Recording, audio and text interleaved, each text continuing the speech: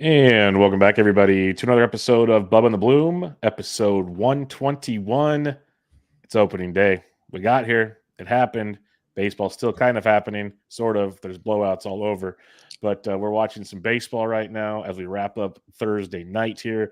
We're going to recap some of opening day and get you ready for week 2 FAAB, which will be the new Thursday night tradition. So before we get to that, you can find me on Twitter at BDintric, the podcast at Bubba Bloom Pod, and my co-host, as always, on Twitter at RyanBHQ. Ryan Bloomfield, how we doing, man? Got baseball on while we're recording, so can't be better. It's the 16-1 Diamondbacks Rockies game, which the Diamondbacks batted around twice in the same inning in the third inning, which is just unfathomable. If there are any Rockies fans as listeners out there, my heart goes out to you. Our hearts collectively go out to you all. But no, man, had a great opening day. Worked this morning. Our golf, a little 9 holes of golf got rained out, but went over to loyal listener Scott's house with my dad and watched baseball for 4 or 5 hours and ate pizza, drank beers. It's a good day. It's a great day. Yep, jealous. Very jealous. I worked and went to a 3-year-old birthday party. So yeah. I win for once.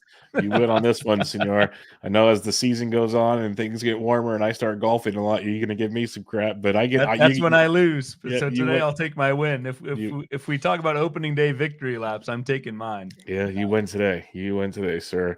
But I've been catching up. I was watching on my phone because that's what I do. But it was some fun games. The day games were very lively. The evening's a little more of a lopsided affair. You're watching the D-backs. I got Guardians A's on, and the Guardians have the bases loaded about to add on here in Oakland, and they might score more runs than total attendance by the time it's said and done. We'll see how that goes. But Ryan and I were talking off air. This could be an ongoing poll, but who's going to be worse this year, the Rockies or the A's? It's going to be pretty interesting. Throw the White Sox in there if you want. Yeah, I was going to say the White Sox might be the write-in vote. I don't know, man. The Rockies, the Rockies do not have a legitimate pitching staff, or even semi-legitimate, or even a pitching staff. It's gonna be, I don't know. I think the Rockies might actually be the worst team in baseball. Like the A's get a lot of pub because they are bad, but probably more pub because of everything going on with Las Vegas. But dude, the Rockies, man, that's tough.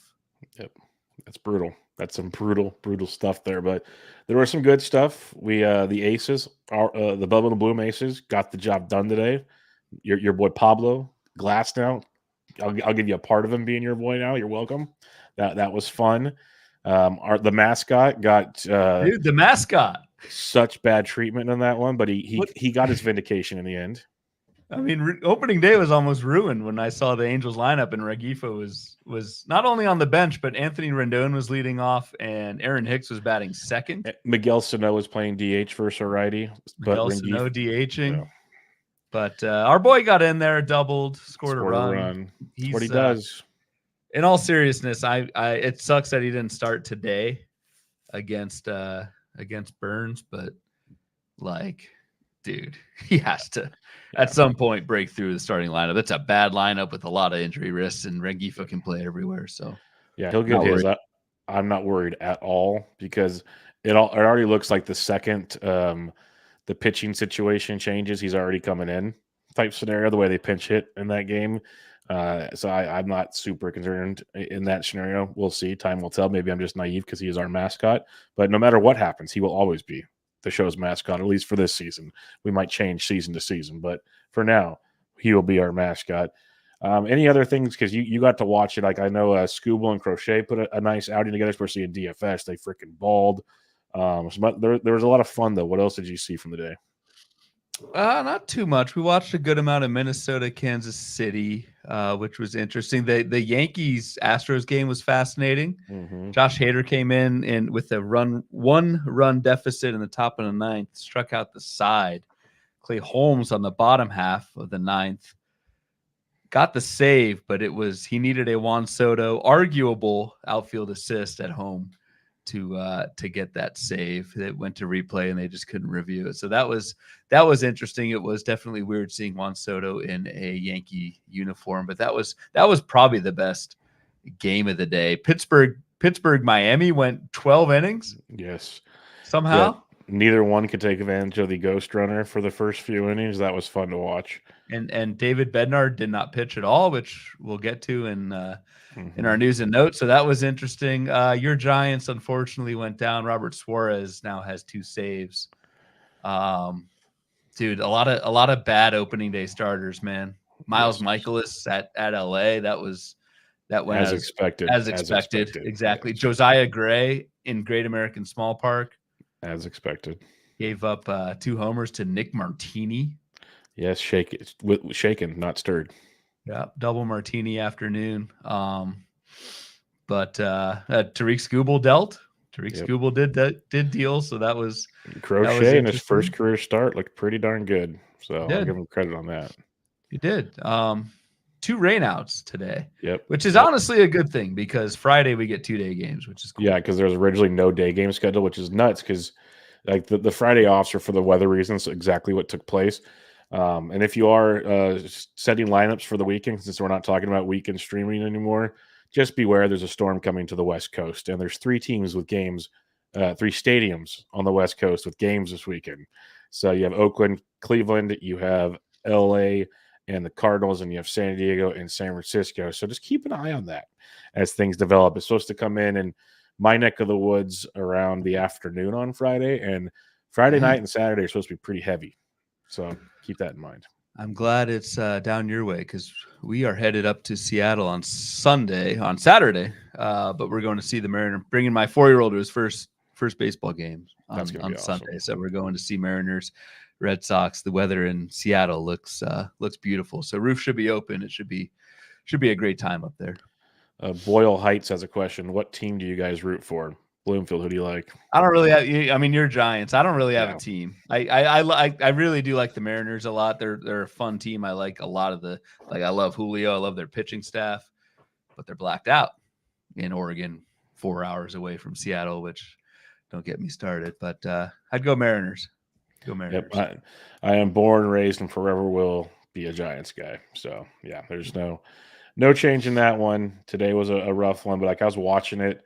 And it was the bullpen, and it was one guy that back went out on him, and it might have went out a few batters before it really blew up just watching him pitch. So I don't know. Like, it's a loss is a loss. I'm not going to sugarcoat it that way, but I was just happy to see Logan Webb not get destroyed like he did the last few starts in the spring. That was a plus. Yep. He ran the tightrope in the 5th and the 6th, but he did what aces do. Got through it, got you 6 strong, gave you a chance to win. That's all I can ask for. It's a typical Logan Webb outing, like less than a strikeout per 9, but went 6 innings, got 5 Ks, not bad. Got the quality start, two earned on 6. Darvish looked pretty good. I don't know if that's more Darvish or the Giants, but he looked pretty good. Alex Stewart asked, we'll get going with the show in a second, but Alex Stewart says, what do you think about Luis Matos start in the minors after a hot spring? Saw that coming a long ways away just based on the slew of guys without options, basically, or at least major league talent that they have on the team. Once Austin Slater was cleared to play, Matos' chance shrunk. Matos will be back because the Giants will get hurt. Conforto won't stay healthy. Yastrzemski won't stay healthy. Yastrzemski's going on paternity leave starting on Friday for the weekend. So Matos might get to play this weekend. We'll see. But Matos will get his time. The more surprising one to some was Marco Luciano. But if you listen to this show, Bloomfield, I warned you all. Nick Ahmed. It was happening. Yes, you've been on the I don't know. It's not fair to say you've been on the Nick Ahmed train. That's on the they need the defense train with all the pitching they've got now. So exactly. That's what that was. You did warn us. You've been warned. All right, let's talk about some news and notes from the day, though. Royce Lewis, it happened again. He hit a home run, and then he left with an injury. So Bloom, obviously we don't know the full details of the depth of said hamstring injury, but it didn't look good.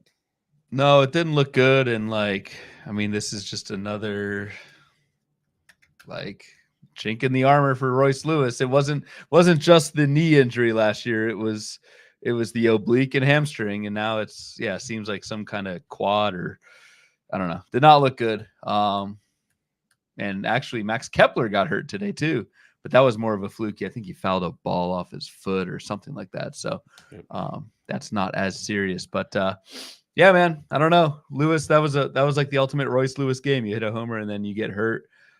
Kyle Farmer started the game over Edward Julian, who's Edward Julian came in. Yep, Edward Julian came in for Lewis. Kyle Farmer went over to third, and then Julian played second, and then Willie Castro started the game as well and played outfield. So I think your biggest winners, if Royce Lewis is out for some time, is some combination of Kyle Farmer or Willie Castro. Yep. And from a fantasy standpoint, I think the highest impact potential is Willie Castro. Yes, Guy stole over 30 bags last year. We've been on him. He was mentioned on our on our player shares episode last week, and I think if Willie Castro gets regular playing time, that's a super speed boost for you. Yeah, no, that was one, like we kind of hinted at it, and we weren't alone in this one, but like all draft season, especially DC season, draft Farmer, because between Castro and Farmer, you look at the stats the last few years, they still get a bunch of games because the Twins just can't stay healthy.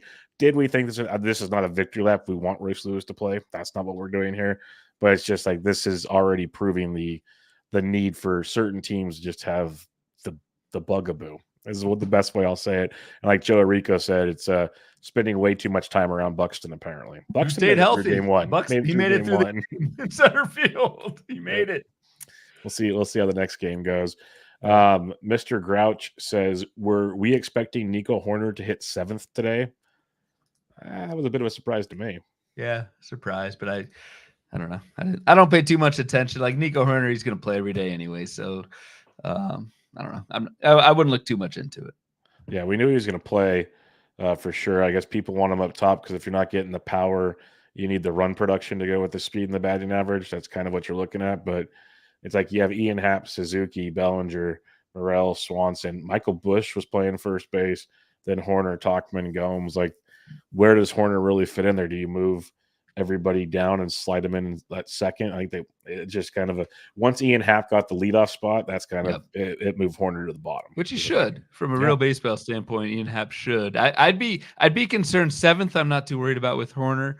If he drops to 9th, then I'm a little bit worried because of the. Will he run as much out of the 9 hole? But don't have to worry about that quite yet. Like if he hits 7th, he's ahead of the catcher spot and like Nick Madrigal or whoever they decide to put 8th. So I think he'd still run in that 7 spot.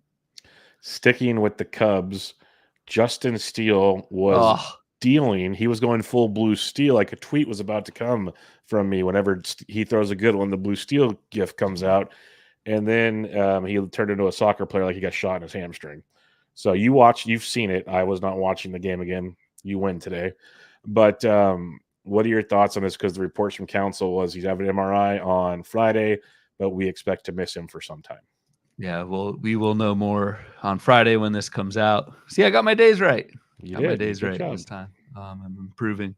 But yeah, it certainly had IL stint written all over it. Not a doctor, but like Steele, he did walk off on his own power, but that hamstring, I don't want to say snap, but like immediately he grabbed it and just went down, trying to field I think like a swinging bunt. Got the out, but not good at all for a pitcher who we were both very, very high on. I'm hoping it's like, again, totally speculating here, but I'm hoping it's like 2 to 3 weeks and we get him back and we're good to go, but we'll see. Yeah, that's the perfect storm. Perfect storm's 2 to 3 weeks. If you have to speculate, it's probably going to be Javier Assad or Hayden Wesneski getting the run. I'd imagine Assad gets the first chance because that's kind of how it went last year, but either way, they're best left for streaming in my mind. Well, but again, we'll wait and see what takes place when things get announced on Friday. Yep. Let's talk. You had a little closer info here, and we had a question in the chat that kind of goes with this by Kent Rasmussen. Jason Foley shoving today and getting a save. Tigers closer ? Yeah, Lang didn't get in there. Didn't even pitch the 8th. Didn't pitch period. Foley got the save. He had 100 at least once in that 9th. I saw that clip when I was searching the old Twitter bot there. So what are we thinking? Closers are super interesting because once you have a Foley who got 2 outs on 2 strikeouts and was pumping 100, if you start having success in that 9th inning role, like that just, why not go back to him the next time in the 9th? I have not, I probably should have looked this up before the show. I have not seen an explanation for why we did not see Alex Lang. So maybe it's nothing, but it's certainly like if you're just looking at usage, like I think Jason Foley is absolutely a spec right now. Did not get a ton of strikeouts last year, so that's more important than what we saw today. But possession is 9/10 of the law, as the great Jeff Erickson, probably someone before him said, but Jeff Erickson coined it in terms of closers. And if Foley's the guy, like I would definitely throw some bids out there. I mean, Lang did not pitch, and it was not it was Skubal, Shelby Miller, Andrew Chafin, Foley. Yeah, there was no Lang at all. No, Lang. I was going to say Lang didn't even get in there. I'm looking at a Tigers beat writer now. He's mentioning Foley stuff. Nothing on Lang anywhere. So I think everybody was maybe surprised by this. It seems like, and Lang or Foley's somebody a lot of people like. I know Michael Simeone, a buddy of ours. He was shown in his most roster players, mainly because of DCs and whatnot. But he was all in on Foley as a dude. It would appear he's the guy.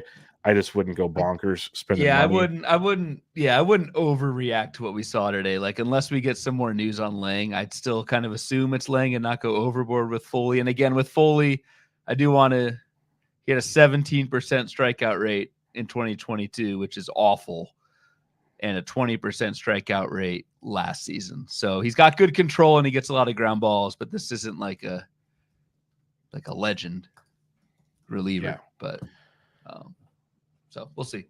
Yep, I'm with you on that one. David Bednar did not pitch in the 12th inning in a save situation. That went to the one, the only Aroldis Chapman. Reports came out that Bednar is still not fully healthy to get going, yet he's not on the IL. So how are we taking that scenario? Yeah, that one I'm a little more concerned about because you would think Bednar would be good to go. And I think he pitched at the end of spring training. He did. And he said he felt great. That's why it's confusing. So, like, very confusing. I don't think the Pirates had a save chance in this one. It was just, I think they were down for most of the game. But it's obviously very telling to go 12 innings and not have Bednar at all. So, if it's not Bednar, Aroldis Chapman did look really good. He pitched a clean inning, 8 pitches, 7 strikes, 1 strikeout, and would be the guy. If this rehab is taking longer than we thought. It just feels like the Pirates are hiding something. Yeah, it doesn't feel right because why wouldn't you put him on the IL if he's not ready to go? It's just a total weird dynamic across the board to me with what's especially going on after there. He pitched in spring. Yeah, like tell me something went wrong or whatnot and go from there. But guess we'll see. And then Griffin Jax got the save. Stewart pitched the 8th inning. He looked decent. He looked fine. But Jax got the save, as Mr. Grouch mentions, and that made me feel good because I had him drafted in places. That was one of my didn't spend a ton, but that was one of my fad targets when it came to saves. So Jax, and then I can't remember who tweeted it. He had 0 walks all spring training and walked the first batter that he faced. But I was like, that's Bobby Witt, so maybe he was playing around. He had a 3-run lead, but he picked up the save. Yep. And it was we were watching that one. Brock Stewart came in because there was some speculation that maybe Brock Stewart's the guy. And it still might be matchup based, but Brock Stewart came in the 8th and pitched against the 7-8-9, led off by David Fletcher, of all people. Wow. Good God. And then Jax got the 1, 2, 3 in the 9th. So it certainly seems like Jax is the highest leverage reliever. Could very well be the closer for as long as Yohan Duran is out. Go back to Foley real quick. Kent Rasmussen in the chat says Foley's velocity was up 2 ticks from last year. So we did mention the fastball velocity today, and that does matter. If a reliever can go up 2 miles an hour on their fastball, that does bode well for a improvement in strikeout rate from what we've seen in the past. No doubt about it. Mr. Bloomfield says, shout out to Lady Burke's homemade cinnamon and coconut rolls. How were they? Fantastic. A lot of carbs today. A lot of carbs. Well, it's your holiday. You're allowed to do that. That's kind of the rules of the game here, but that is okay. That's kind of what we'll cover for opening days, news and notes. A lot more to come, and we'll keep you guys updated every Tuesday and Thursday night on what's going on around the game. But now we switch bases, and we're going to get you ready for FAAB for the week. We're going to talk about a few things, but I'll let Ryan explain this because he's kind of the mastermind behind the what we got going on here. Yeah, so I mean, we're just trying stuff out at this point. So let us know. I mean, we do this show for you guys. We want to make sure what we do is most useful for you in setting your lineups and your teams and whatnot. But the feedback we got this offseason and what we did last year was preview like this upcoming weekend's matchups, Friday through Sunday.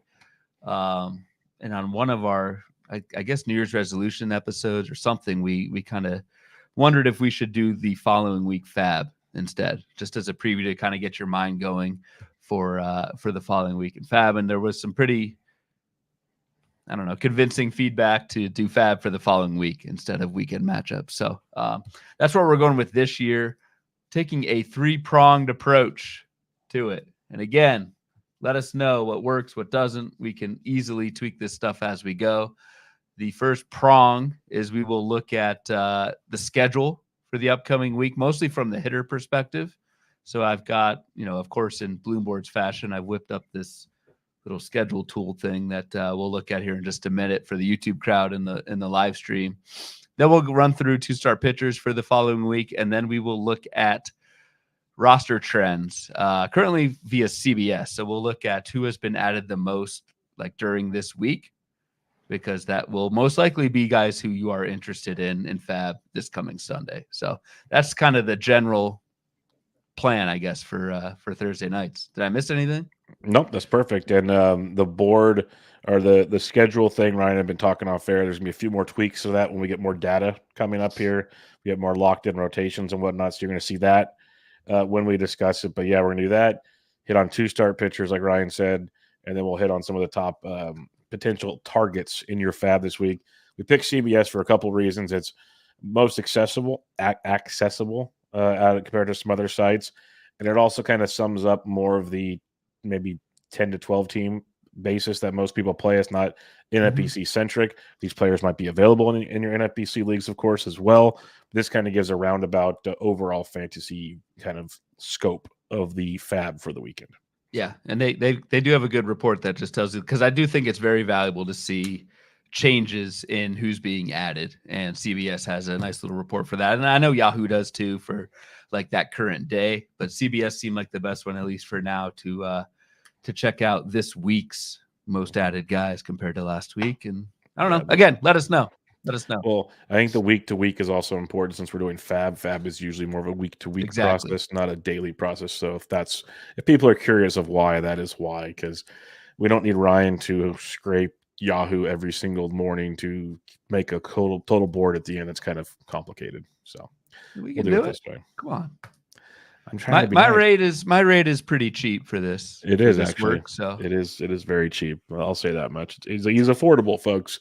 But all right, let's check out the schedule. Let's see what you got. Let's show the people what I've been privy to see for a few days now, which I think is pretty darn awesome. Drum roll. Let's see how it looks. Got to zoom it. Yep, you got to zoom already. You're good. We'll zoom there. Look at that. Not perfect, but we'll go with it. We'll take the banner off, and I'll explain kind of what we're looking at for the YouTube and live stream crowd. I should probably, we'll see if I should probably post this the following day, just so everyone at least on Twitter who follows us can see this as well. But what we are looking at is a list of each team and their schedule for the upcoming week from Monday to Sunday. And so we've got we've got the team hitting strength. WRC plus is you don't even need to know what that means basically, but 100 is league average. Over 100 is great. Less than 100 is bad. So we get the kind of general strength of each team's lineup. Most importantly, and of course color coded, we've got the number of games for each team coming up next week with home and away. I will be adding versus lefty and righty once the probable pitcher stuff gets a little bit more fleshed out. I think that's just more of a kind of an early season, I don't want to say glitch, but once rotations start settling, I think this will fill out quite a bit more. But for each team, I've also got their schedule. So their opposing teams that they're facing for this coming week, the opposing starters for as well as we know right now. Notice there are some TBDs because we are trying to project out, 10 days in advance But we've got that, and then we have the opposing starting pitchers strikeout minus walk rate. We talk about strikeout minus walk all the time as kind of like the ultimate pitching skill. If you're going to look at one number to see how good a starting pitcher is, we've kind of taken that to the next level here by looking at the average strikeout minus walk of the opposing starting pitchers for that week, if that makes sense for each team. So, yep. And as Ryan and I were talking about this before the show, it checks out because if you look at Arizona, they got the Yankees and the Braves. We know there's Cortez, Rodon, Fried, and Sale plus 2 TBDs, and that's an 18.2% K to Rock.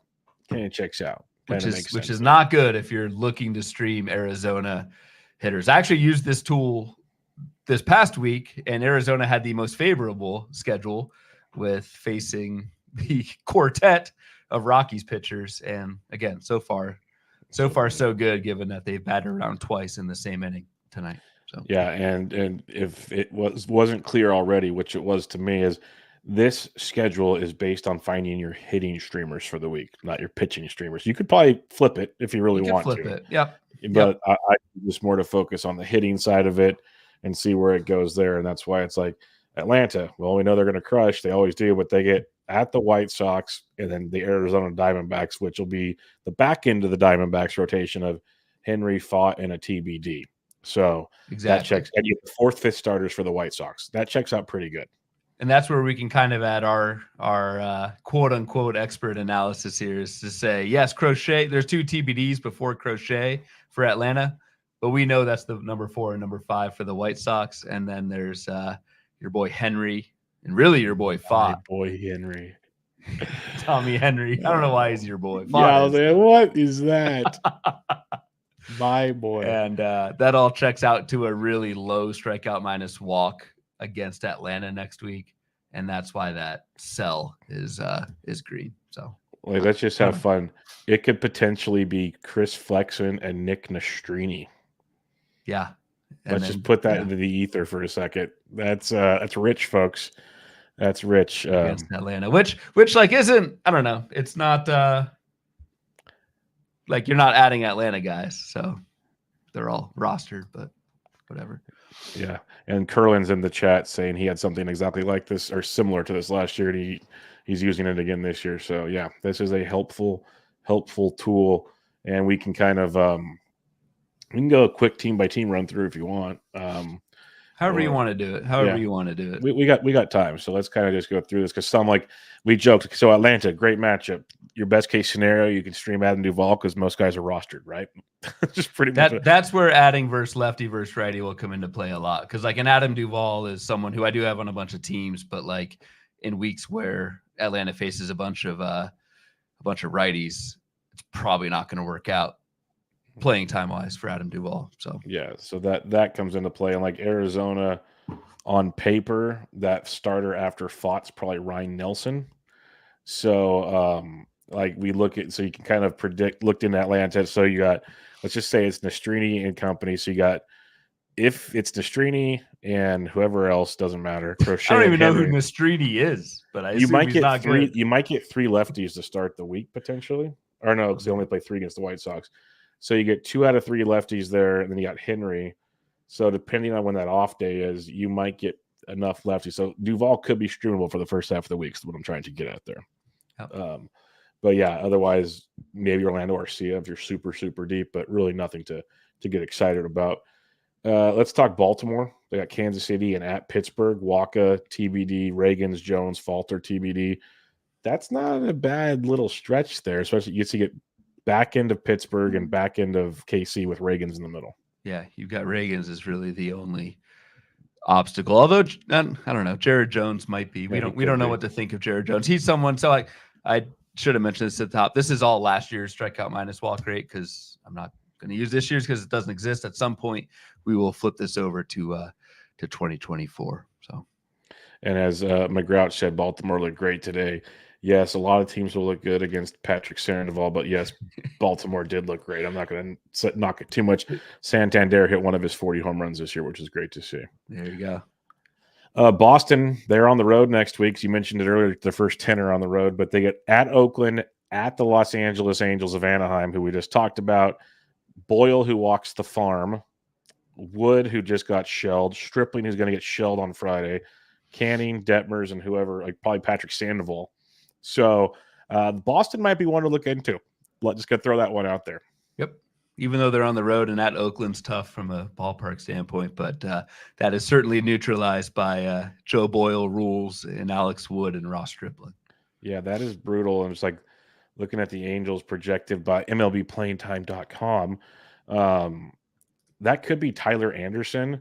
So this is where it gets really fun.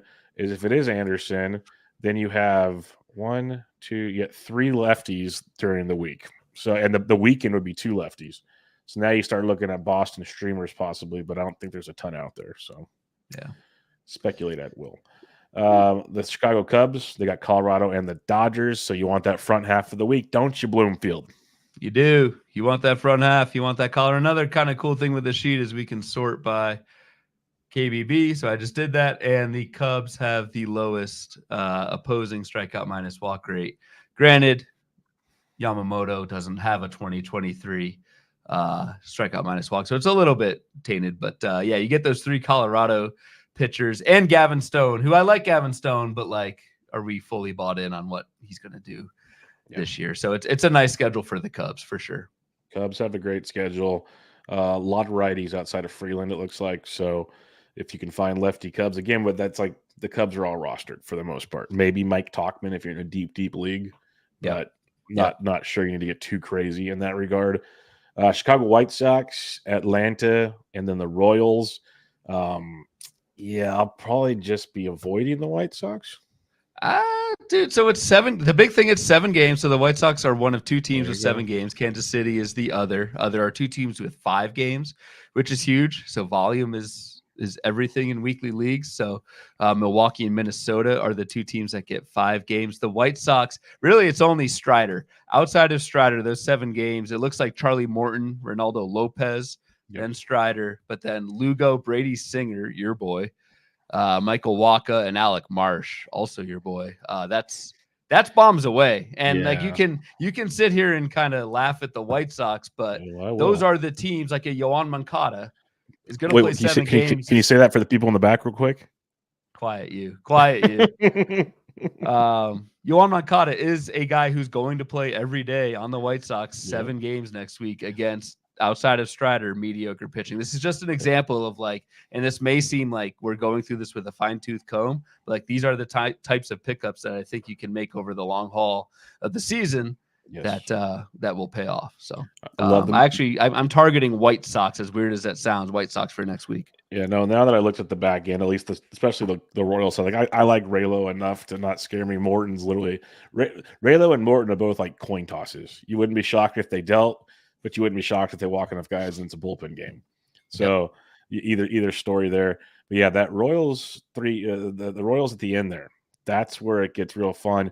We saw their left-handed lineup on for the White Sox. We saw their left-handed lineup on Thursday, so we'll have to kind of see where they go. But Moncada would definitely be one you could add, like you said. Maybe Dominic Fletcher gets some playing time. You mentioned how he was batting ninth. He actually has a good hit tool. I don't know if there's a ton of power there, but he can hit for average. He was like, it was surprising when he got sent back down with the D-backs a few years ago. Nicky Lopez, we've seen him have his moments. So like Paul DeYoung, everyday shortstop. That's what I'm saying. Like, so there's options for sure when it comes to Chicago. If you're going to try to tout Chicago, I'm going to start naming names. So we're going to see how excited you really are when we get here.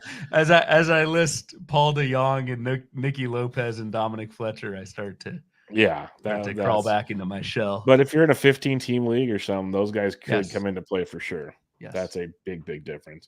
Yes. Cincinnati Reds, they play 3 in Philly. Good hitters ballpark, and then they're back home against the Mets. And Severino's got long ball tendencies. Manaya's McGill. Like it's a home series against those 3, and then he's got some guy named Christopher Sanchez to start the week. So I don't know. It doesn't feel warm and fuzzy with Cincy, but there will be free agents to discuss. We'll probably have them to discuss on the next round of like Benson's of the world and stuff. But what's your thoughts on Cincy? Yeah, this is where it comes in handy to have the left-right because Cincinnati has so many platoons out there. decent schedule. Wheeler be damned, and I guess Christopher Sanchez. But outside of that, dude, Spencer Turnbull's pitching for Philadelphia. Like, God. They get 5 righties this week, and then Manaea. Yep, and then Manaea, and that Severino, McGill, Manaea at home could be pretty sweet for the Reds. Yeah, because Benson, if he wasn't at, like, he was popular, but I know he's still out there in at least 10s and 12s for sure. He hit, I believe it was second on Thursday. If he hits second, that's tremendous. Fraley had a big game, but Martini, he hit his 2 home runs. If he's going to keep DHing against righties, like, there's going to be viability to stream. Let's put it that way. Cleveland, who put up 8s on the A's on Thursday, got at Seattle, at Minnesota. Dude, it's a tough looking rotations they got to face. This might be a pass for me, dog. And I'm glad. So this is why that, for Cleveland, that 19 that I'm highlighting is red. That's the combined strikeout minus walk of the pitchers that Cleveland is facing this week. 19% is tough from a hitter standpoint. And it's the 2 rotations we've been touting all year. Or all draft season, I should say, Seattle and Minnesota. So, like, on the Seattle side, Cleveland's not getting Gilbert and Bryce Miller, but they're getting Castillo and Kirby, and then Pablo Lopez, Joe Ryan, Bailey Ober. That's you're never benching a Jose Ramirez. We don't want to put too much emphasis on the schedule, but like Ramon Laureano, who is probably starting some 15-teamers at Oakland this week. You're not doing that. Any fringe Cleveland bat is a tough start. Like you'll Seattle and Minnesota.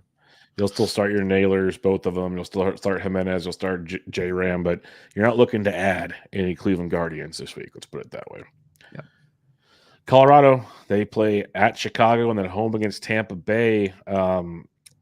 Could be an interesting rotation spot here because you might have some Assad, you might have Wesneski in the back end in Chicago, and then Tampa Bay is always up in the air in their scenarios.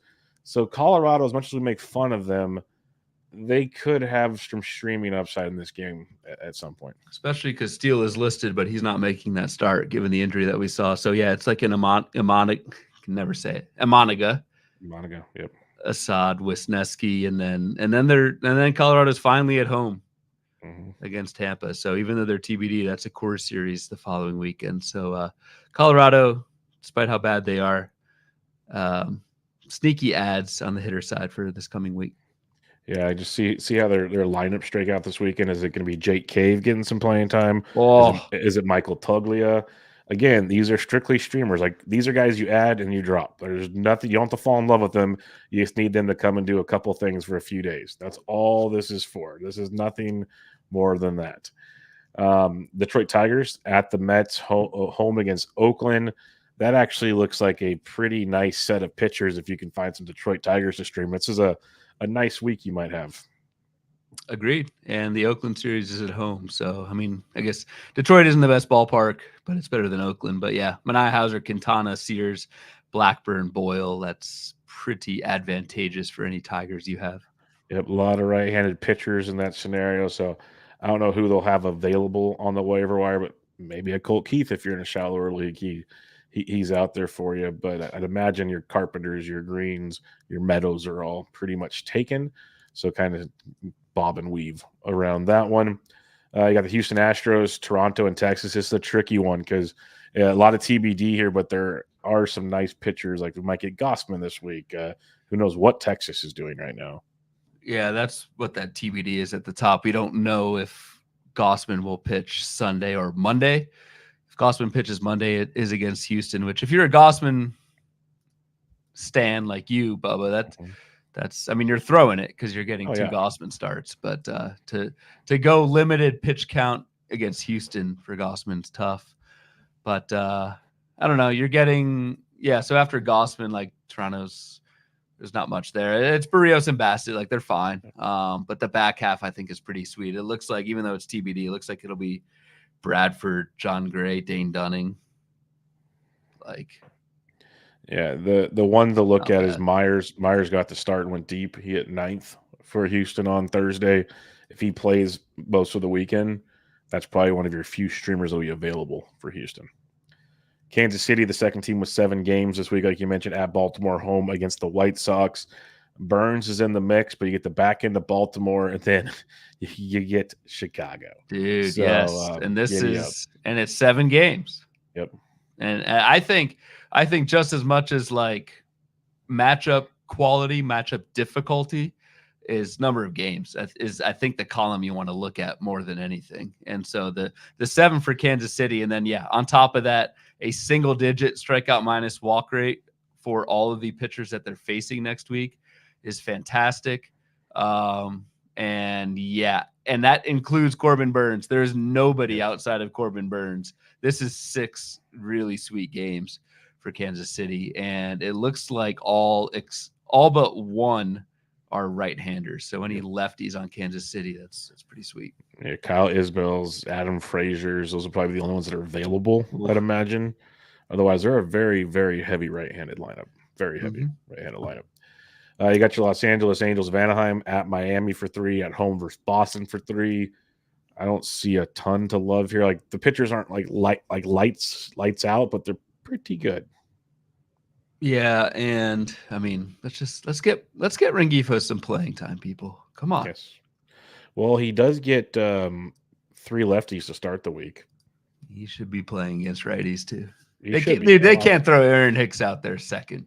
Well, they can't. And Rendon leading off, so no hitting cleanup. Like, let's get real here. Ron Washington, lay off the cocaine. Come on, buddy. Dodgers, they get the Giants for 3 at home and then go to Wrigley Field. It's the Dodgers, so do what you want to do. But it's actually, I don't know. The Giants part is decent pitching. The Cubs part, not so much.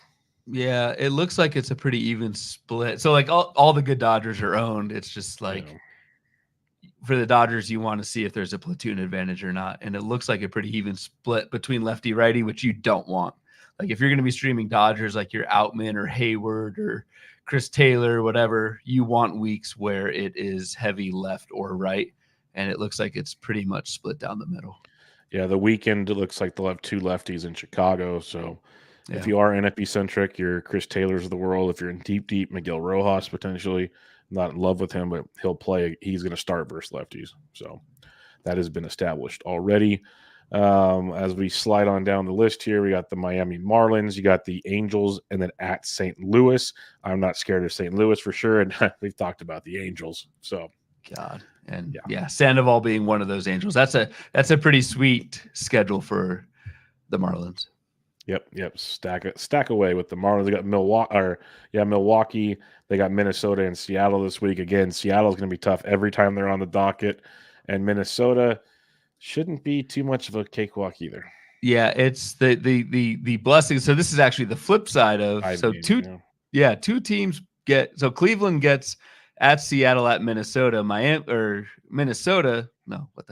Milwaukee gets those same 2 teams at home flipped next week, and it's a very tough schedule and only 5 games. Milwaukee streamers next week. That's tough. It is the back half of Minnesota's rotation. I think that's why those are TBD on the sheet, but it's probably Chris Paddock and Louis Varland. But then you get Logan Gilbert, Bryce Miller, and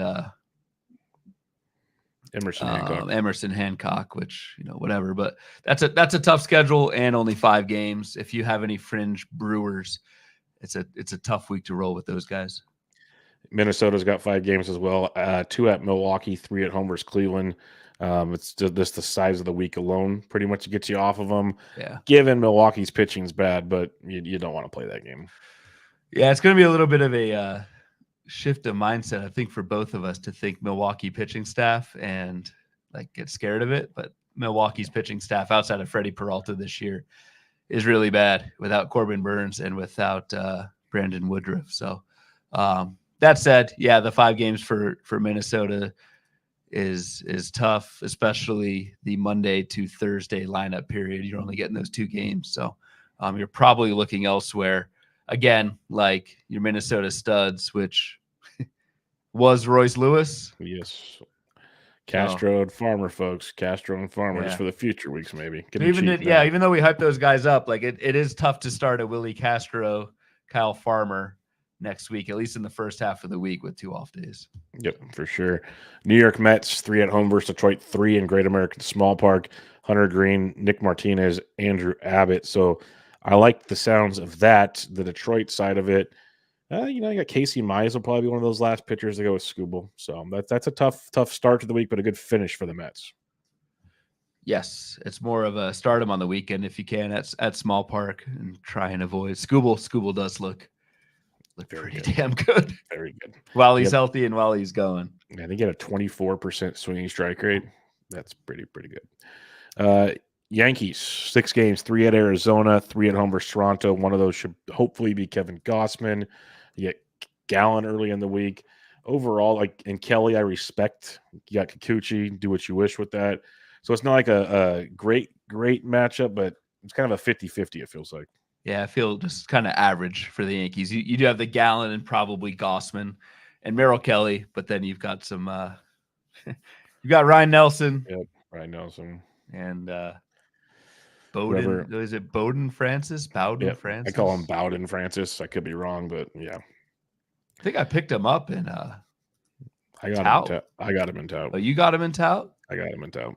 Jesus. This guy. Never good to be adding guys who admit it, 2 weeks ago you didn't know who that dude was. No, but when you are in a 15-team league and you have 5 IL guys you need to put on your roster, you guys start fishing. So that's where we were at that one, Ryan. Thanks for bringing it up on the show. Back to the schedule at hand for next week. The Oakland Athletics, just going to pass on this one, I guess, but Boston and Detroit, 6 games total. Yeah. Lewis Butler is what everyone's talking about, if you're curious. Okay. JJ Bleday had a good spring. He had 2 hits on Thursday, but I'm not overly excited. But again, similar we talked about with some other bad teams, these are where your cheap streamers can come from. I just don't think it's a great Boston and at Detroit. It's not exactly. It's tough parks and it's mildly tough matchups for Oakland. Yeah. So you're only really starting Oakland, streaming Oakland hitters, 7 games on the road, which probably happens a couple times a year. Yep, very tricky. Philadelphia gets 3 at home versus Cincinnati and then 3 at the Nats. And that Nats series, man, that's 3 lefties for one. 3 lefties for one to top it off. So they get 4 lefties out of 6 games for the week. And then, Abbott, Ashcraft, Corbin, Irvin. I'll give Bontas and Gore the benefit of the doubt. That's a pretty nice setup. Yeah, that's a gold mine.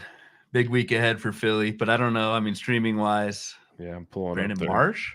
No, because you want right-handed hitters. Never mind. Yep. Yeah, like Whit Merrifield's playing. Maybe Johan Rojas. That'd be your guy to look at. He's got the speed. Take advantage of Johan Rojas for the week if you can. That'd be my 2 cents. Pittsburgh Pirates, 3 at Washington, 3 at home versus Baltimore.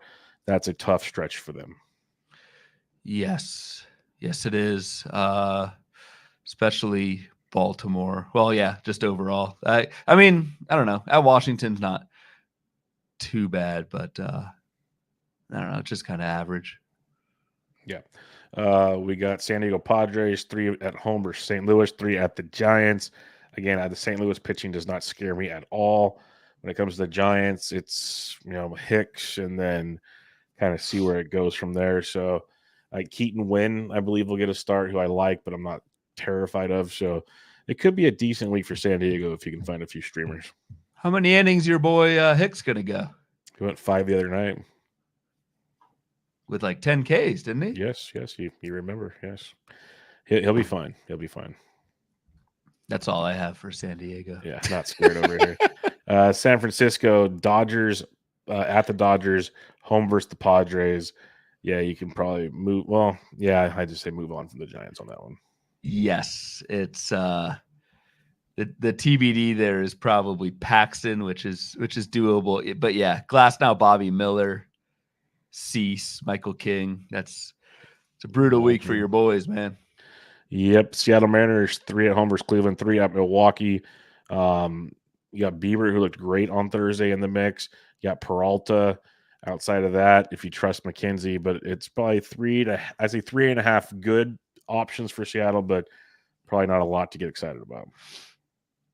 Agreed. And it's just another example of that Milwaukee rotation outside of, and maybe DL Hall will be good. I don't know. I don't want to write the book on him yet, but I'm Oh, and pessimistic. that DL Hall, I believe, is going to be coming off of that list because he has a bone spur in his elbow. So he'll be that'll be a TBD pretty soon as well. When did that happen? Well, if you read my Substack on Thursday morning, that was actually reported in the Substack. So DL Hall has a bone spur? Yeah, let me double check my Substack here. Now you're making me second guess myself here. I mean, I don't know. I was out and about today. Yeah, you were just living the dream. But no, sorry, that's Robert Gasser. I'm an idiot. That's why I wanted to double check. DL Hall will start that game. You are correct, Ryan Bloomfield. Boom. Yeah, it was Gasser. It was Gasser. Yeah, it was Gasser. St. Louis, 3 at San Diego, 3 versus Miami. This could be fun, especially if you like facing left-handed hitters later in the week.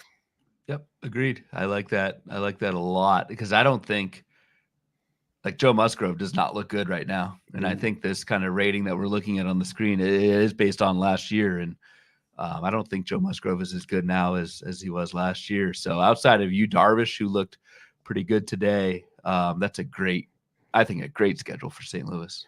If you're looking for some guys versus left-handed pitching, if Victor Scott's still out there, obviously that's an option. But Mason Wynn is probably available if you need some middle infield help. Victor Scott stole the base today. Yes, he did. Yes, he did. Tampa Bay, real quick on this one. We got 3 Texas, 3 at Colorado. So you got the Colorado series plus the back end of the Texas rotation. Time to load up on some Tampa Bay Rays. They have one of the best matchup ratings on the week, it looks like. Yeah. I mean, you get the Coors alone, the Coors, Gomber, Feltner, Dakota Hudson. Like, are you kidding me? But even the first half of that week was some TBDs there, but it looks like probably Dunning, Andrew Heaney, then Evaldi. Bombs away for Tampa. Yep, for sure. Texas, 3 at Tampa, 3 at home versus Houston. That's a rough go potentially for Texas. Agreed. Toronto at Houston at the Yankees. Again, the Yankees don't terrify me that much, but the beginning of the week is not great. Yeah, the at Houston part of that is tougher. Although it is, I don't know who their TBD is. Like, it could be like Ronel Blanco. Yeah, and Framber Valdez got smacked around a little bit. Got smacked around. He gave up a ton of walks today. It was not good, Framber. And then who knows with Christian Javier. So not bad for Toronto. And then you love any Toronto lefty in Yankee Stadium the back half of that week, especially against like a Stroman, Clark Schmidt, Luis Heel. That Yankee rotation in general it's tough right now without Cole.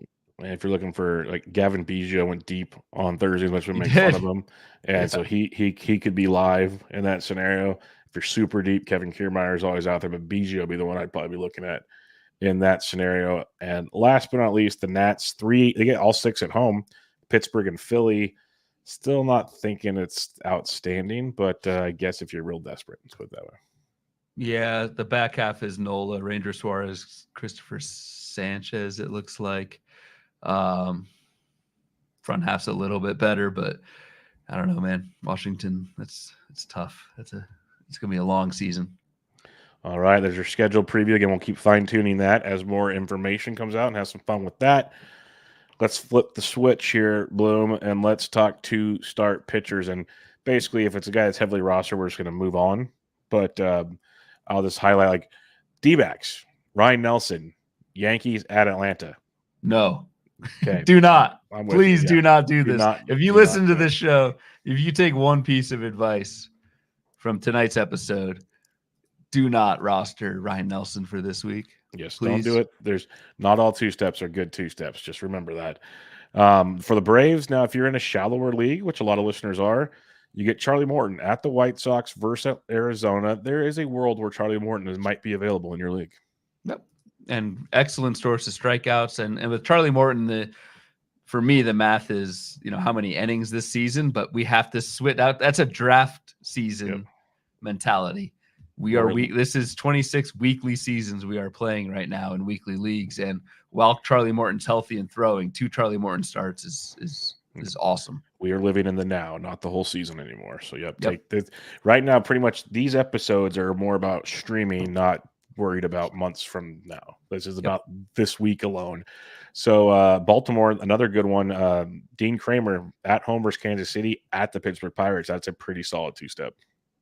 It is. It is. Though I'm not super high on Dean Kramer himself, but like you take those matchups. Like that is a streamer that I am willing to sacrifice some like mediocre skills against those two lineups. You'd have to imagine, and again, you're pretty speculating, but that's probably at least one win.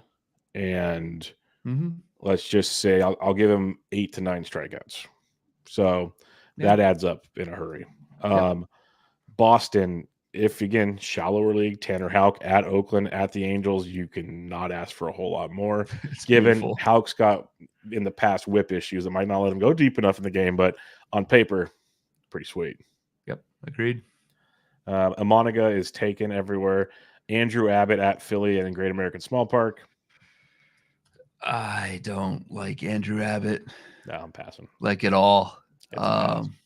The second half slide, like a 15% strikeout minus walk, didn't miss many bats, a ton of fly balls.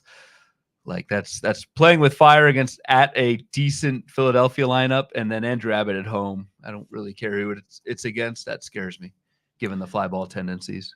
Yeah, I'm just going to pass on that one too. Very, very home run heavy ballparks. Tristan McKenzie's probably rostered everywhere. We're just going to skip over Colorado. The White Sox, you got Chris. Yeah, we can just remove Colorado from existence. We're going to skip the White. We're going to skip the White Sox too because it's Atlanta.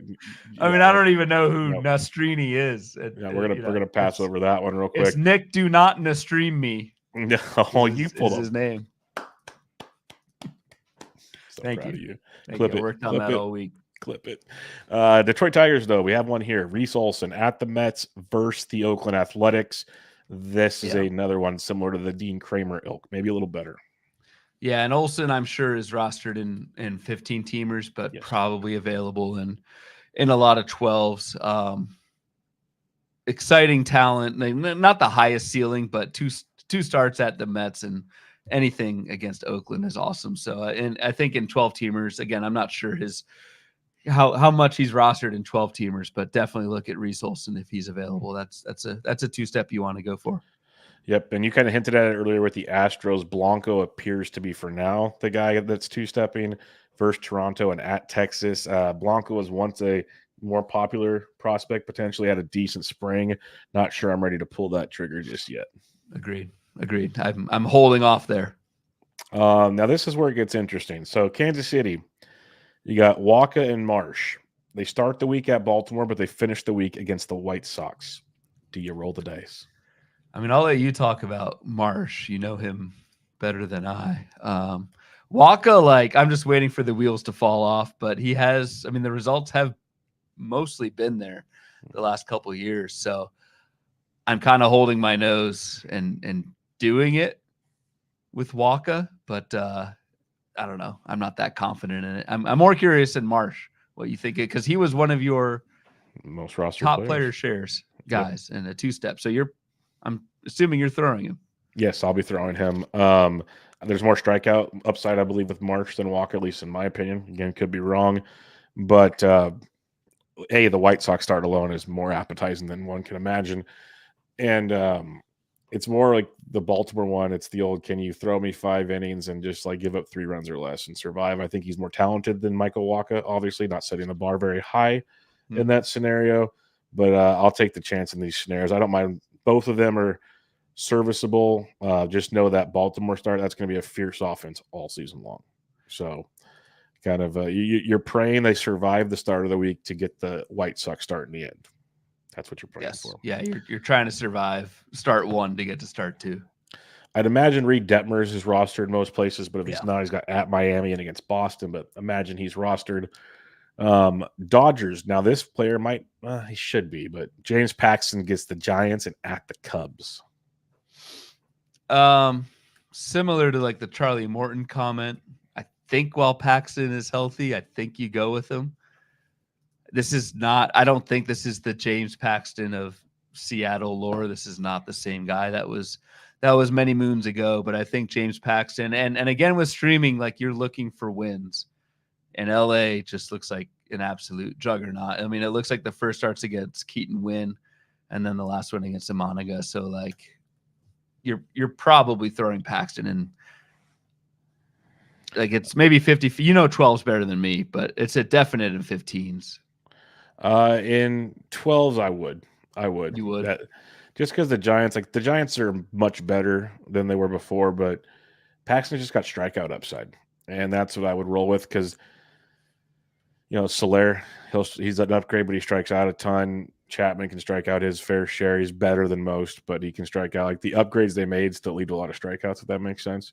Yeah. So I think Paxton's worth it in that regard, and the wins alone, as long as he can get you 5 innings, because like Paxton will face Keaton Wynn, who I think is good, but the Dodgers are the Dodgers, and then Paxton faces a Monaco on that Sunday. It's a little tougher, but he should be, like I said with Kramer, there should be at least 1 win in the bag for him somewhere. So. Yep.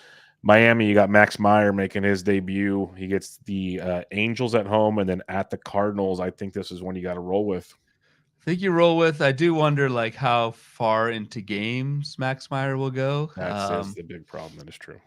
Like Miami babies are starters, and I mean we saw that with Yuri Perez last year, and Max Meyer, of course, has some pretty notable injury history. So we don't really know how Miami's going to treat Max Meyer, but I think in most formats you're going with him. I think the ceiling there is pretty sweet, especially that first start against the Angels. Yep, agreed. Right now they got Milwaukee with Junis getting a 2-step. I don't believe it, but I guess they're so short on pitchers they might need to. And he'll be on regular rest because of the days off they have. Would you do it if he does Minnesota and Seattle? I don't know. I take a rain check for now. I'm curious to see like will Junis be handled like he was on the Giants? Yeah, where it's like a 3 or 4 inning Junis or a 5 inning Junis. I think Junis is actually like, I don't think you really like him that much. I think I'm higher than you on Junis, but I was streaming him a lot last year until they stopped using him appropriately. Yeah, I just want to see how Milwaukee uses Junis first. But then again, in FAAB, a lot of times you have to be quick and you have to make some speculations, assumptions. Mm-hmm. So I don't know. I probably wouldn't throw it, but in 15 teamers, I could see it, I guess, if he even makes it 2 starts. Yeah. Twins don't have a 2-start. The Mets, Mania versus the Tigers at Cincinnati. Like, I love that Tigers start. Cincinnati's very difficult, but Mania will be available in a lot of 12-team and shallower leagues. I mean, really, it depends on Mania's hair length. Yeah. So, going back to Bubba's Bible stories with, what is it, the Book of Samson? The Book of whatever you call it, whatever it is, the story of Samson. The story of Samson, yes, the story of Samson. So there's books in the Bible. Samson is not a book of the Bible. This was in the Old Testament. Is he older? I was going to ask older. It's New Old Testament. I got you. It's in the good Lord. So it depends on when Mania's last haircut was, but in all seriousness, that's tough, man. Because the Detroit first start is awesome. At Small Park is very much not. So, but Small Park, there's a lot of strikeouts in that Reds lineup. Yeah. So it comes back to, can you just like survive there and then take care of the Detroit start? So I think I'm pitching Mania where I have him. I am in 15s. 15s for sure. Yeah. Yankees. That's what we'll try and do, I think, on this show, just because I don't play 12s. I don't want to say mostly play 12s, but in the past you have, and I'm more in the 15s. So we'll try and go about it both ways there. For sure. Yankees, Luis Eel at Arizona versus Toronto. He's picked up a lot of places. If he's available, I would play him. Yeah, by you and Tout. Yep. What'd you get him for? 46. 40. There you go. Yeah. My favorite 46, 48, something like that. Got the on-roto report locked and loaded. So you're throwing it. You're throwing him in Tout. Yep, definitely. Throwing him in 15s for sure, and I'm throwing him in 12s also. Okay. Oakland, you got Joe Boyle, who can't throw a strike anymore. He gets Boston and at Detroit. There's a Detroit start again. Yeah, but can't throw a strike and probably can't get a win. Yep. I'm not doing this. Christopher Sanchez is rostered everywhere. Pittsburgh Pirates, Marco Gonzalez at Washington versus Baltimore. That's tricky. I lean no because the strikeout ceiling is so low. Like you might only get 5 strikeouts or 6 strikeouts from Marco in 2 starts. And the Baltimore start next Sunday could be could be. You want to avoid those disasters, and that has disaster written all over it. Yep, I'll be out on that one. That's for sure. Waldron of San Diego gets St. Louis and at the Giants. That's going to be a fun one because there's a group of people that are hyped on Waldron. The matchups are decent. So I could see maybe throwing a few shekels at Waldron. Yeah, more wait and see. Like if you have him, see how he does. I would not throw him. Like, so the Waldron forecaster quote ends with, or the forecaster box ends with, he'll likely struggle to stick in the majors. Like he just doesn't miss many bats. That's fair. I'm not doing it. All right. As we move along here, Seattle's Emerson Hancock, Cleveland at Milwaukee. I'm just out on Hancock. You keep saying wait and see. I'm 100% waiting and seeing on this one. Yep. Agreed. I can't do that.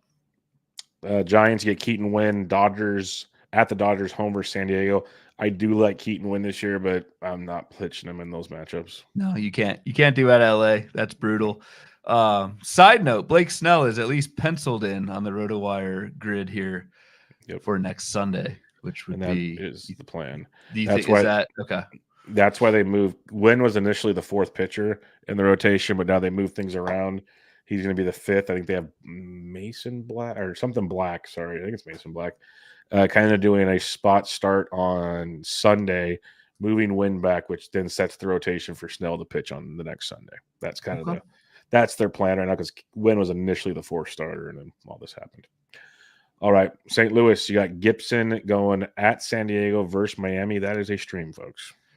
Yeah, it is. I think you hold your nose. This is what Kyle Gibson lives for. This is where Kyle Gibson gets rostered on teams. Is matchups like San Diego's a good team, but not a great offensive team in my mind. Yeah. People might get mad, and then it's the Marlins, who I think they're better than in the past, but it's still the Marlins. So yeah, you pitch Kyle, and it's Sunday. Could be a getaway day, those kind of things. Like you pitch Kyle Gibson. Yeah. Rays, you got Ryan Pepio. He should be rostered everywhere. Yep. Texas, Dane Dunning at Tampa versus Houston. I'm probably gonna pass. Nope, I'm also passing. That's tough. Gossman, I already said I'm pitching him. I think you said you would. Yes, of course. Yeah. If you have Gossman, you're going. Yeah. And then Washington, you got Mackenzie Gore versus Pittsburgh versus Philly. And they're both at home, so I'm pitching them. Yeah, I'm going Mackenzie Gore. I mean, it's all about the walks with Gore, but there's some serious strikeout potential there. The Pittsburgh start is awesome. Philly start not so much, but that's not bad. That's not bad at all for Mackenzie Gore. All right, let's switch on over. CBS most added players for the week, and we'll kind of run through a handful of these to get you an idea of players to target this weekend. The most added player over the last week. How much you have the floor because you added him for a lot of money. Kevin Ginkel. I did not. I tried. Oh, you tried to. My bad. I thought you did. So in Tout Wars, where I've been just nuked with pitching injuries, I put a bid in for Kevin Ginkel. Hate to see it. At what the hell did I put him 140 something. I just make up a number. No, 164. So I bid 164 on Kevin Ginkel. I think he has the job, even though Arizona was hesitant to use Ginkel in the closer role for a lot of last season. They messed around with McGuff, whatever the hell his name is, before finally trading for Sewald. But I do think Ginkel is the guy, and skills-wise, Ginkel is awesome. And it sounds like Sewald is out 6 weeks to 3 months. Grade 2 oblique there's a wide range of outcomes there, but it's going to be a long time. So yeah, I put in a very hefty bid for Kevin Ginkel, and I did not get him. Tim McLeod got Kevin Ginkel. I was the backup at 164. Tim McLeod got Kevin Ginkel for 183. So again, every league is different, but if Tout Wars is an indication, again, that's a 15-teamer. You're going to have to go triple digits to get Kevin Ginkel. And given what I bid, I think it was worth the run. Yep, I think you're right. The D-backs did announce, like you said, he's the dude for now. He won't have a chance to do it on Thursday because of the mercy rule. But yes, Luis Eel, we already talked about him. He's going to be very popular. He was already popular this last weekend. If he hasn't been added yet, he will get added this weekend. So if he's available for you, like I said, I'm putting him in the 2 start next week. I think he's very serviceable. The biggest question I have is he threw 4 total innings last year. He's been battling injuries, so I think he's just there to pitch until Garrett Cole comes back, in my opinion. Which Cole got put on the 60-day IL on Thursday, so the earliest he comes back is like middle of May. So late. And May. we all know by that point someone else will get hurt. Like if he'll pitch as well, he's gonna stay in the rotation. It's just how pitchers go. So 100% agree. Jared Triolo. Now, this is a fun name. This is where I think the show will be fun to pick up names like this. Yeah. He made the Pirates roster, and he took Leo Peguero's spot, who I talked about a lot in the preseason. So that's kind of a bummer. Peguero will get his chance eventually. But I want to mention Triolo here. He has third base eligibility on most platforms. He's going to play second base a lot for the Pirates right now. And he brought a good hit to last year, 298, 3 homers, 6 steals in 54 games. He's hit for average throughout the minors, a little bit of pop, but a ton of speed. So Triolo is a dude that is going to get you that corner middle that we talk about all the time, Ryan. And he's going to play pretty much every day. I think this is a guy, especially in 15s, definite add. There is going to be some 12-team team that he's going to fit in pretty nicely. Yeah, you covered it well, and you backed that up in tout. You got Triolo for I think $40-something. So, agreed. At some point, that third base, because I think he's third base eligible right now in most formats. Yep. But at some point, that middle corner combo, if Triolo can stay in the lineup, and I don't see why not, unless he slumps or whatever. But this is a an okay player on a bad team who's going to get playing time, and like you said, the stolen base ceiling for Triolo at a position where you might need it, third base is pretty sweet. Your boy Jack Flaherty has been very popular this week. He's up to 74% on CBS, which seems a lot better. If he's available, would you add him, Ryan? You can answer that for me. Come on. Tyler Wells, everybody. Baltimore Orioles. This is a guy I've been on. We'll see how he pitches this weekend, but I think he's definitely a guy you're going to want to roster. He feels like one of those roster streamers we talk about a lot. Mm-hmm. Agreed. And led Major League Baseball in WHIP for quite a good portion of last season. Tyler Wells' start next week is at Pittsburgh on Saturday, April 6th. So that even bolsters the case for Tyler Wells. Jared Jones, he'll be popular. I don't think we have a lot to say on that. It's just simple stuff. I'm going to mention Garrett Crochet here. He had the start today. It looked really, really good. After what you saw today, would he interest you more going forward, or is it still the White Sox? You mentioned a few times lack of win potential. Does that keep you off of Crochet, or are you looking to maybe take some upside there? Probably this is one where I think we're going to overreact to one good start against the Tigers. Crochet's track record is not really there, and I know we're playing this for like streaming in the next few weeks. This is a converted reliever. I just don't know how long he can go. So I'm probably lower on Crochet than the market. Victor Scott is obviously one everybody wants to add. That's going to be the big spenders this week. It's just the question is how high. We talked about this on the last show. It's like I remember making the comment, just exponentially with every stolen base, that FAAB price is going to go up. How high do you want to go? It's going to be higher than I want. I just feel like you're going to end up spending over $200 on somebody who could definitely make a major impact in stolen bases. Don't get me wrong, but I don't like going. I don't want to say all in, but putting that much of your FAAB chips in on one player this early in the season. Most of the other guys on the list, it's like pitchers that are like JP France got into the rotation. Griffin Canning, people are starting to notice things there. Casey Mize, Soroka, Puck, Montas, Lytle, Whitlock. I can keep going if you'd like. Is there anybody that you see here that you like to discuss? Again, this will start fine-tuning as the season goes on more, but it's a lot of stuff people might have drafted early or shallower leagues and whatnot, and they're starting to kind of put more together here. Jimmy Garcia is someone who is like 15% rostered in CBS. We don't know how the Toronto bullpen will shake out with Romano out. We also don't know how long Romano will be out, but I think Jimmy Garcia for Toronto is a decent, at least a short-term kind of spec add. Adam Duvall was one who got added. His ownership went from 12 to 24% in CBS league, so he's available. But as we kind of talked about, like I just don't see Duvall getting much playing time against right-handed pitching right now. So I'm trying to find any other bats. Jackson Merrill, but he's up to 80% rostered. He was already fabbed. God, Ronel Blanco went up from 4% to 12%. Do not advise. Do not do it. Yep, he's a small, but yeah, most of these guys, it's just like filling in rosters. There's nothing. It's a lot of pitchers. Like Rafael is up to 50%. If he's out there in your league, please add him immediately. Like that should not be someone sitting on your waiver wires. I'll say that much. So, Mitch Haniger is up from 18% to 25%. Homer tonight. This is a total gut call, and this is not kind of typically what I do. But I know you, Bubba, have been burned by Mitch Haniger with that San Francisco stint. He's back in Seattle where he's comfortable and he loves playing. Like, I think Mitch Haniger as a fifth outfielder, if you're looking to add someone there, I think Mitch Haniger is a good add. This is somebody who not too long ago was, I think it was 20.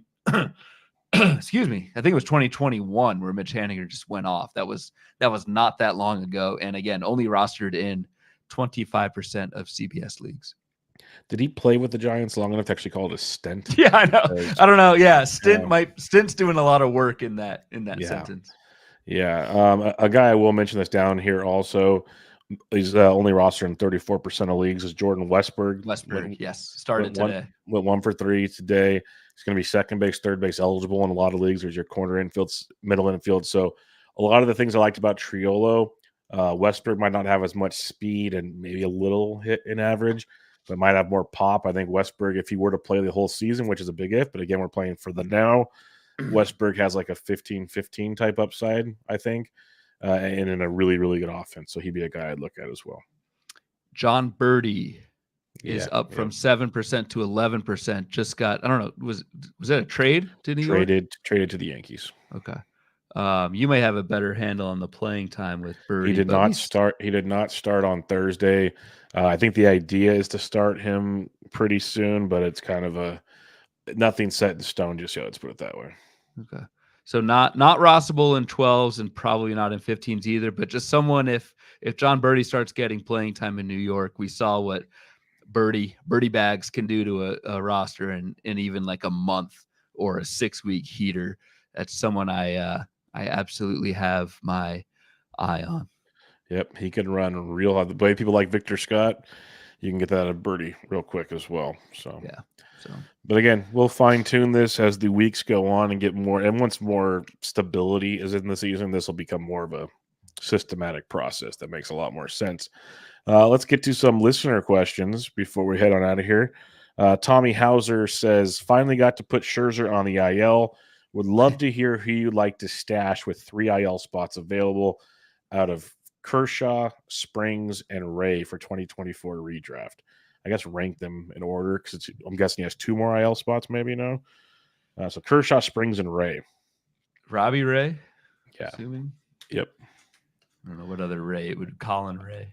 It's not hurt. Goodness gracious. What I'm talking about. I heard a report. I saw a report today that Kershaw is like ahead of schedule in his rehab. Yep. I don't know what that really means, but I think I'd go Kershaw first and then Springs and then Ray.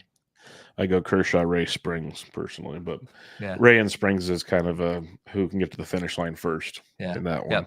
Yep, agreed. They're on very similar paths. John Greco just put Royce ... with the praying emoji. Yeah, that was sucks. Rough one there. Our buddy Heath Caps, thanks for the kind words today, Mr. Heath Caps. That was come on. What do you say? What do you say? Let's give ourselves something like he doesn't listen to. I'll let you read it verbatim if you have it. Yeah, what did he say? I don't know what he said. It's basically like he doesn't listen to a lot of podcasts, but when he does, Bubba and Bloom are one of the best out there, even though they don't like my dad jokes, basically is what he came down to. I don't listen to pods often, but when I do, it's Bubba and Bloom, even if they hate my boring old man pick. So yeah. Appreciate it, Heath. And guess I'll take the opportunity to shill for if you all are enjoying the show and if you're making it an hour 20 in, kindly give us a review on Spotify or Apple. Helps us out a lot. And then Heath hits my my player shares there. I think I'm going to need MacArthur in some spots where I lost Johan. And so yes, he's telling us these things. So yes, he needs Correa, who was a cheap middle infielder. He had an RBI today. I already have speed locked up by then. Love a chance at a 4-category contender. Took him in 6 out of 8 since no one was interested. Early prices through though around 250. We will see. So he wants MacArthur and Correa. Wasn't a question, more of things he needs this year. Which I feel you, homie. I feel you. Give me some MacArthur saves. That would be absolutely amazing. Michael Cicchini says, "Hey guys, anyone you feel better about having seen them perform / healthy? Darvish, Montas, Bieber. Anyone else? Bieber. I don't think we didn't talk about Bieber, did we, on the show? I think we did it offline. But yeah. Wow. Velocity's back. Velocity was back all spring. He was a driveline guy, 11 strikeouts today, albeit against Oakland. That's impressive stuff. You, Darvish, I did mention earlier, looked pretty good against your squad. And Montas dealt in great. And Montas, yes, only had 4 strikeouts, but yes, Montas also looked good against the Nats at home. But yeah, Bieber for sure. That's a big one. We said it all spring. If he can just keep velocity, and he did that. He looked real good. The A's help, but he looks real good. Eric Samolsky says, just tell the people how good Lawrence Butler could be. Keep up the great work. The skill set's there. Should we? I know. I saw your comment on that. Butler had a big spring. He has a nice hit tool in the minors. Didn't have the real chance to show it last year. His production is what is platooning Esther Ruiz. Let's put it that way. Yeah. So yep. He's on the strong side of that platoon. If he can crack into it, he's still super young. This is my way of saying I get it. He could be something nice, but he's still just a streamer for me. Projected for 15 homers and 8 steals by Baseball HQ over 440 plate appearances. So we like the counting stat part of the equation for Lawrence Butler, although it comes with a 226 projected batting average, 270 OBP, which is not good. Yikes. Curlin, the answer is no. I'm just going to say that. Ryan Mack, for new potential closers in week 1, i.e. Foley, Ginkel, what percentage of the FAAB do you look to spend in OCs versus mains? God. So more in the mains just because it's a deeper league and not as many, chances for replacement level. I talked about what I spent for Ginkel, or what I tried to spend for Ginkel, 164 out of 1,000. So I feel like that's a reasonable baseline because, again, I was the runner-up there. Foley, I don't know, and I'm speaking more 15-team league, $40. I'm just not convinced he has the job over Lang, given what we know as of recording. Well, what I'm going to use for you here, because you did the 15s and 12s last week, Griffin Jax went as high as 417, as low as 3. Wouldn't go to 417. That's helpful.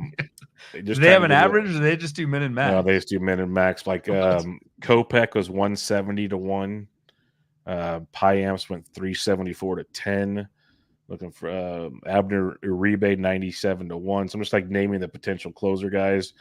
I rostered. I got in FAAB Trevor McGill for like $40 in tout. I think he's sneaky in Milwaukee. I don't think we know how that's going to shake out, but I think McGill has a shot there. Like a lot of 12s last week, I got Jax for like $48. So 12s that just price vary so much. So if your team needs are major for saves, like you lost a dude, then you're probably going more to the 150 to 200 range. Unfortunately, and that's why I hate that about closers. But if you're just kind of trying to add a guy or keep him honest, I stick in that $40 to $50 range personally. That's my 2 cents. Joe Rico says I got Jax for 70 in tout. Saves and holds. Saves and hold leagues. Yes, I would have drafted him in saves and holds leagues because I did that everywhere, like in DCs and stuff. I loved Griffin Jax, so still good. $70, Joe, for not only winning Jax but figuring out in your first year how to bid for Jax. Yes, well done, and you understand the joke. Brad W, you got any sneak peek FAAB Bloom board before Market Pulse drops Friday? FAAB run tonight. No, that's all I got right now, man. I do think I will add. I mean, yeah. So this is a process we're learning. I will probably add something to this CBS list, cut down the like under 50% rostered guys, and throw some projections next to them, and we'll call that a board. But only had time to do the schedule one this week, Yep. and that's still a work in progress. So Yep, we're getting there. It looks great. It looks great. We're running through it. Any final thoughts, though? Opening day is pretty much in the books. We got a fun weekend ahead, our second FAAB week upon us, and so much more. No, just stoked that we're back, man. It was awesome to pull back up that MLB app today and just start looking at box scores all the time. Yeah, a lot of my free time at work was on the MLB app on my phone. It was a beautiful, beautiful time of the year, and there'll be many more days to do this. But until then, make sure you check out Ryan on Twitter at RyanBHQ, the podcast at Bubba Bloom Pod. I'm at BD Entrick, and this was Bubba and the Bloom, episode 121. Catch y'all later.